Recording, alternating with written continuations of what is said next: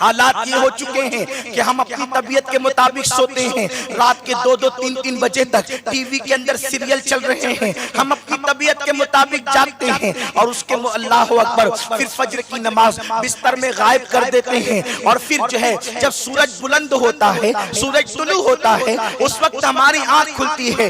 آپ سے میں پوچھنا چاہتا ہوں اے خاتون جنت کی کنیزوں، کل تک کے مسلمان عورتوں کا حال یہ تھا، اللہ اکبر، مسلم عورتیں اس وقت صبح کو بیدار ہو جاتی تھی کہ ابھی صبح کو اذان بھی نہ ہوتی تھی، اللہ اکبر، اور جب وہ خواتین اٹھتی تو کبھی اپنے بچوں کو بیدار کرتی، کبھی اپنی بچیوں کو بیدار کرتی، کبھی اپنے شوہر کو بیدار کرتی، گھر کے اندر قرآن مقدس کی تلاوت کی آواز آتی۔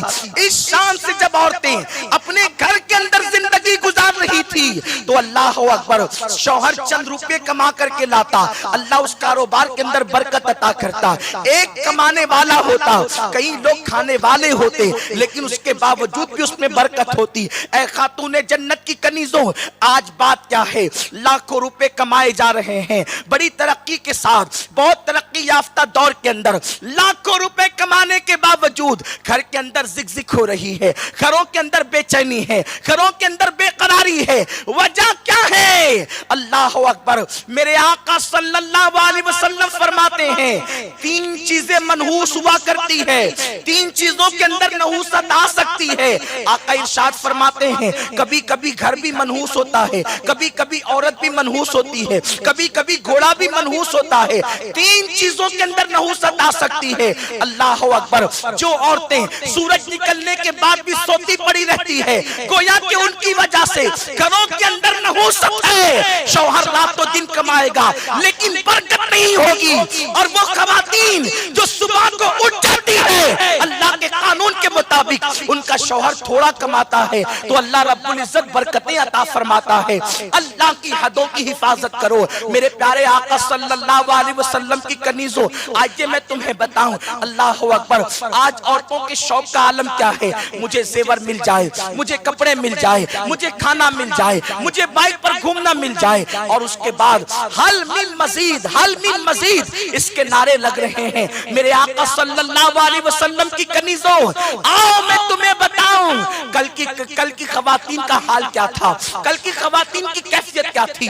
اللہ اللہ، ان کے دل میں اللہ رب العزت پر کتنا اعتماد تھا، ان کے دلوں میں کتنا توکل تھا، ان کا رشتہ اللہ اس کے رسول سے کتنا مضبوط تھا۔ اللہ اکبر، ایک بزرگ رحمت اللہ تعالی علیہ بادشاہ کے گھرانے سے تعلق رکھتے تھے، اللہ اکبر، شہنشاہ کے گھرانے سے، بادشاہ کے گھرانے سے، بہت بڑا خاندان تھا، لیکن جب اللہ سے دل لگ گیا، رب تبارک و تعالیٰ سے محبت ہو گئی تو انہوں نے شاہی خاندان سے کنارہ کشی کر لی، لیکن چونکہ شاہی خاندان کے فرد تھے، شاہوں سے الگ رہتے تھے، لیکن بات تو یہ تھی کہ خاندان تو کٹ نہیں سکتا تھا، الگ رہنے سے کسی کا خاندان تو کٹتا نہیں۔ اللہ اکبر، وہ بزرگ اپنے انداز سے زندگی گزار رہے تھے، مال و دولت بھی ان کے پاس موجود تھا، لیکن اس کے باوجود اپنی بیٹی کی پرورش انہوں نے سیدہ فاطمہ الزہرا رضی اللہ تعالی عنہا کے کردار کے سائے میں کیا۔ اس کے بعد بادشاہ وقت نے کہا اے بزرگ، آپ کی بیٹی بڑی حسین و جمیل ہے، آپ ہمارے خاندان سے متعلق ہیں، اس لیے آپ اپنی بیٹی کا رشتہ میرے ساتھ کر دیں۔ آپ نے جیسے ہی سنا کہ بادشاہ وقت اپنے لیے میری بیٹی کا رشتہ مانگ رہا ہے، میں تم سے پوچھنا چاہتا ہوں اے خاتون جنت کی کنیزوں، اگر وقت کے ایم ایل اے کے گھر سے، ایم پی کے گھر سے یا وزیر کے گھر سے آپ کے گھر رشتہ آئے تو ہمیں خوشی ہوتی ہے، بڑے بڑے تاجروں کے یہاں سے رشتے آئے تو ہمیں خوشی ہوتی ہے، اور یقیناً خوشی کی بات بھی ہے۔ اللہ اکبر، خاتون جنت رضی اللہ تعالی عنہ کی کنیزوں، میرے آقا صلی اللہ علیہ وسلم کی کنیزوں، انسان کہتا ہے الحمدللہ میری بیٹی کو اتنے بڑے بڑے گھرانے سے رشتے آ رہے ہیں، لیکن اللہ اکبر، کیا سوچ تھی اس زمانے کے مسلمانوں کی۔ اللہ اللہ، بادشاہ سے کہا 3 دن کی مہلت مجھے دے دیں، 3 دن کی مہلت مجھے چاہیے تاکہ میں اس پر غور کر سکوں، اور اس کے بعد گھر تشریف لانے کے بعد آپ کہتے ہیں بادشاہ تو حرام و حلال میں تمیز کیے بغیر مال جمع کرتا ہے، میں اپنی بیٹی کو جہنم میں جھونک نہیں سکتا۔ اور اس کے بعد آپ رشتہ ڈھونڈنے کے لیے نکلے۔ اللہ اکبر! اے خاتون جنت کی کنیزوں، مجھے بتاؤ رشتے کہاں ڈھونڈے جاتے ہیں؟ اللہ اللہ! ہم بازار میں رشتہ ڈھونڈتے ہیں، ہم گھروں پہ جا کے رشتہ ڈھونڈتے ہیں، ہم پارکوں میں رشتہ ڈھونڈتے ہیں، ہم مال میں جا کے رشتہ ڈھونڈتے ہیں، لیکن اللہ والوں کی فکر کیا تھی؟ وہ رشتہ ڈھونڈنے کے لیے نکلے بیٹی کا۔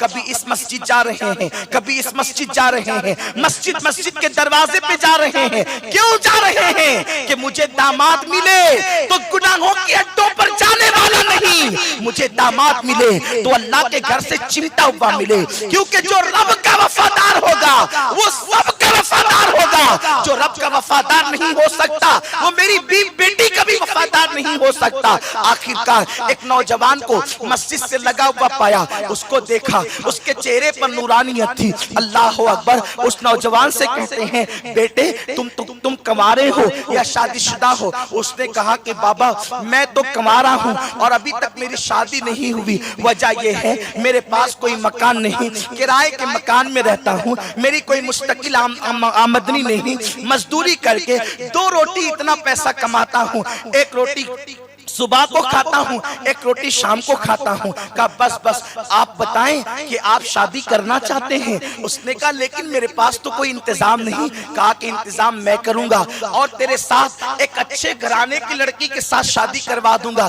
لڑکی تہجد گزار ہے، لڑکی تلاوت قرآن کرتی ہے، لڑکی عبادت کی پابند ہے، لڑکی جو ہے وہ تقوی شعار ہے، لڑکی کی خوبی یہ ہے، ساری خوبیاں گنا ڈالی۔ اور اس کے بعد وہ نوجوان حیرت سے دیکھتا رہا، لیکن بابا میں شادی کروں کیسے؟ اپنی جیب سے پیسے نکالے، فرمایا دیکھو اس سے روٹی خریدو، اس سے حلوہ خریدو اور اس سے جو ہے وہ خوشبو خریدو اور جلدی سے آ جاؤ، میں تمہارا نکاح کر دیتا ہوں۔ اس کے بعد وہ نوجوان آیا، نکاح کرا دیا گیا۔ لڑکی بڑی خوبصورت تھی، اس 3 دن کے اندر نکاح ہو گیا۔ اور اس کے بعد جب بادشاہ کا الچی آیا تو آپ نے فرمایا کس نے کہا بادشاہ کو کہ میرے گھر میں لڑکی موجود ہے؟ ارے نادان! جو لڑکیاں کنواری ہوتی ہے، بغیر شوہر والی ہوتی ہے، اس کے نکاح دوسروں کے ساتھ کیے جاتے ہیں۔ میری تو ایک ہی بیٹی تھی اور اس کا نکاح تو میں کر چکا ہوں، اب میرے گھر کوئی بیٹی نہیں ہے۔ بادشاہ کو یہ کہہ کے رخصت کر دیا، بادشاہ کے الچی کو یہ کہہ کر رخصت کر دیا۔ اب ہوا کیا ہے؟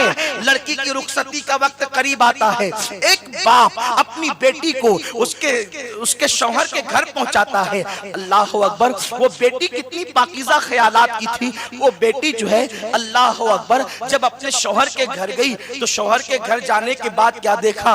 سراہی کے اوپر ایک روٹی رکھی ہوئی ہے۔ اس لڑکی نے شوہر سے پوچھا میرے سرتاج یہ روٹی کائے کے لیے رکھی ہوئی ہے؟ شوہر نے کہا بیگم آج ہماری شادی ہوئی ہے، آج ہمارا نکاح ہوا ہے، رات ہم خوشیوں میں گزاریں گے اور جب صبح ہوگی تو اس روٹی سے آدھی میں کھاؤں گا اور آدھی تم کھاؤ گی، اس لیے میں نے آج روٹی بچا کر کے رکھی ہے۔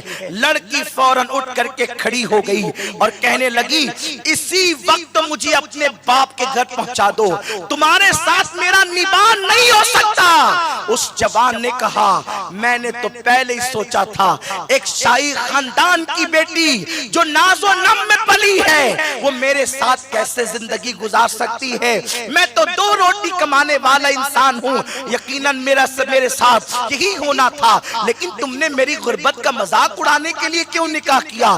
لڑکی نے کہا میں جو اپنے باپ کے گھر پہنچانے کی بات کرتی ہوں تم نے اس سے مطلب کیا لیا؟ شوہر کہتا ہے مطلب یہ لیا کہ میرے گھر میں ایک ہی روٹی دیکھ کر بڑے باپ کی بیٹی واپس جانے کے لیے تیار ہے۔ اس لڑکی نے کہا نہیں، تم نے مطلب غلط سمجھا ہے، میں وہ لڑکیوں میں سے نہیں جو باپ کے مال پہ ناز کروں، میں ان لڑکیوں میں سے ہوں جو سیدہ فاطمہ کے کردار پہ عمل کرتی ہوں۔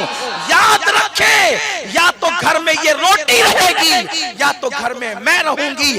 ارے اس شوہر کے ساتھ میں کیسے نباہ کر لوں جس کو اللہ پر اتنا بھی بھروسہ نہیں کہ جس اللہ نے رات کو کھلایا وہ اللہ صبح بھی کھلائے گا۔ ارے جو خدا سمندر کی تہہ میں جانوروں کو رزق دیتا ہے وہ تمہیں اور مجھے بھول جائے گا؟ تمہارا توکل کامل نہیں نہیں ہے، اس لیے میں گھر چھوڑ کے جانا چاہتی ہوں، یا روٹی رہے یا میں رہوں۔